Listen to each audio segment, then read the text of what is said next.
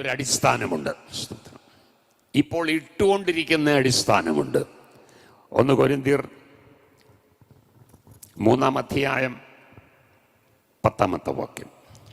എനിക്ക് ലഭിച്ച ദൈവകൃപയ്ക്കൊത്തവണ്ണം ഞാൻ ജ്ഞാനമുള്ള ഒരു പ്രധാന ശില്പിയായി അടിസ്ഥാനമിട്ടിരിക്കുന്നു. മറ്റൊരുത്തൻ മീതെ പണിയുന്നു.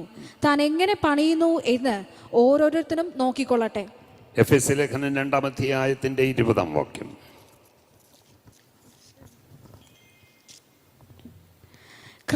ക്രിസ്തുയേശു തന്നെ മൂലക്കല്ലായിരിക്കെ നിങ്ങളെ അപ്പോസ്തലന്മാരും പ്രവാചകന്മാരും എന്ന അടിസ്ഥാനത്തിന്മേൽ പണിതിരിക്കുന്നു. സ്തോത്രം. ക്രിസ്തുവേശുവാകുന്ന മൂലക്കല്ലിനോട് ചോർത്ത് വെച്ച് സ്തോത്രം നമ്മെ ജീവനുള്ള കല്ലുകളാക്കി ചോർത്ത് പണിതുകൊണ്ടിരിക്കുകയാണ് ഈ കാലഘട്ടത്തിൽ. സ്തോത്രം. ഹല്ലേലൂയ.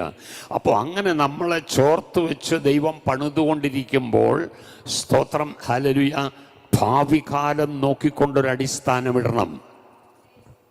ഹല്ലേലൂയ. ക്രിസ്തുയേശു എന്ന അടിസ്ഥാനം ഇട്ടിരിക്കുകയാണ്. ആ അടിസ്ഥാനത്തോട് ചോർത്ത് ജീവനുള്ള കല്ലുകളായി എന്നെ നിങ്ങളെയും സ്തോത്രം ചോർത്ത് വെച്ച് പണിതുകൊണ്ടിരിക്കുമ്പോൾ നമ്മുടെ പണി എന്താണെന്നുള്ളത് ശ്രദ്ധിക്കണം.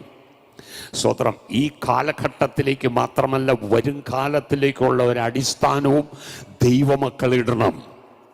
ഹല്ലേലൂയ. ഇല്ലെങ്കിൽ അവിടെ ഒന്നും കാണത്തില്ല. എന്താണത്? 1 തിമോത്തിയോസ് 6-ാം അധ്യായം അതിൻ്റെ 19-ാമത്തെ വാക്യം. സാക്ഷാലുള്ള ജീവനെ പിടിച്ചു കൊള്ളേണ്ടതിനും വരും കാലത്തേക്ക് നല്ലൊരു അടിസ്ഥാനം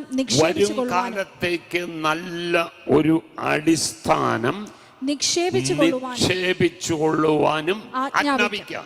അപ്പൊ വരും കാലത്തേക്കുള്ളത് നിക്ഷേപമാണ് അല്ലേ? ഭാവി കാലത്തേക്കുള്ളതെല്ലാം സൂക്ഷിച്ചു വയ്ക്കുന്നത് തന്നെ നിക്ഷേപമാണ്. അങ്ങനെയെങ്കിൽ ഒരു ദൈവ പൈതൽ ഈ ഭൂമിയിൽ തരുന്ന ആയുസ്സിൽ നിക്ഷേപങ്ങൾ വേണ്ടേ? വരും കാലത്തേക്കുള്ള ഒരു അടിസ്ഥാനത്തിനുള്ള നിക്ഷേപം. അതെന്താണ്? 17 മുതലുള്ള വാക്യങ്ങൾ വായിക്കുമ്പോൾ